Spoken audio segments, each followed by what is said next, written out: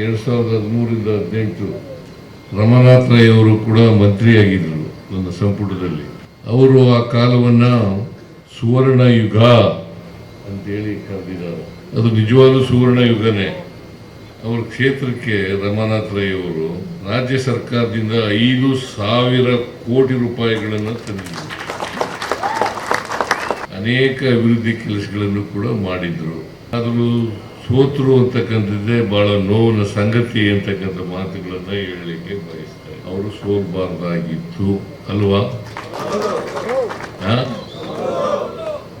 ಆದರೂ ಅವ್ರ ಕ್ಷೇತ್ರದ ಜನ ಸೋಲಿಸಿದ್ದಾರೆ. ಸೋಲಿಸಿದ್ದು ನನ್ನ ಪ್ರಕಾರ ನ್ಯಾಯ ಅಲ್ಲ ಅಂತೇಳಿ ನಾನು ಅನ್ಕೊಂಡಿದ್ದೀನಿ.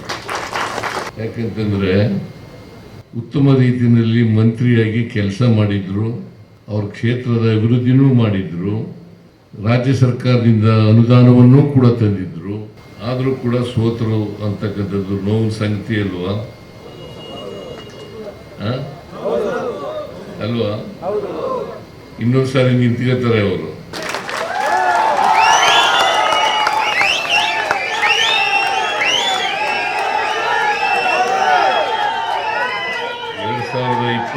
ಗೆ ಮತ್ತೆ ಅಭ್ಯರ್ಥಿ ಆಗ್ತಾರೆ.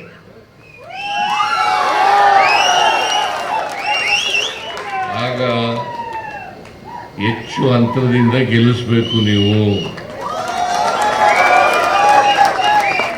ಗೆಲ್ಲಿಸ್ತೀರಿ ಅಲ್ವಾ? ಬಹಳ ಪ್ರಾಮಾಣಿಕ ಮಂತ್ರಿಗಳಲ್ಲಿ ನಮ್ಮ ಮಂತ್ರಿಮಂಡಲದಲ್ಲಿ ಇದ್ದಂಥ ಮಂತ್ರಿಗಳಲ್ಲಿ ರಮಾನಾಥ್ ರೈ ಕೂಡ ಒಬ್ರು ಅಂತಕ್ಕಂಥ ಮಾತು. ನಾನು ನಮ್ಮ ಕ್ಷೇತ್ರದಲ್ಲಿ ಕಂಬಳ ಕ್ರೀಡೆಯನ್ನು ಏರ್ಪಾಡು ಮಾಡ್ತೀನಿ, ಆದರೆ ನೀವು ಯಾವಾಗಲೂ ಬಂದಿಲ್ಲ ಅಂತಕ್ಕಂಥ ಮಾತುಗಳನ್ನ ಹೇಳೋದು. ಈ ಸಾರಿ ಬಂದೇ ಬರ್ತೀನಿ ಅಂತ ಹೇಳಿದ್ದೆ. ನಿನ್ನೆ ಬಜೆಟ್ ಮಂಡಿಸಿದೆ. ರಾಜ್ಯದ ಬಜೆಟ್ಟು 2026-27 ಬಜೆಟ್ ಮಂಡಿಸಿದೆ. ನಾನು ಬರೋಕ್ಕಾಗುತ್ತೋ ಇಲ್ವೋ ಅಂತೇಳಿ ಅನುಮಾನವನ್ನು ವ್ಯಕ್ತ ಮಾಡಿದ್ದೆ. ರಮಾನಾಥ್ ರೈಗೂ ಕೂಡ ಹೇಳಿದ್ದೆ. ನಾನು ರಮಾನಾಥ್ ರೈ ಇಲ್ಲ ಬರಲೇಬೇಕು ಅಂತ ಹೇಳಿದ್ರು.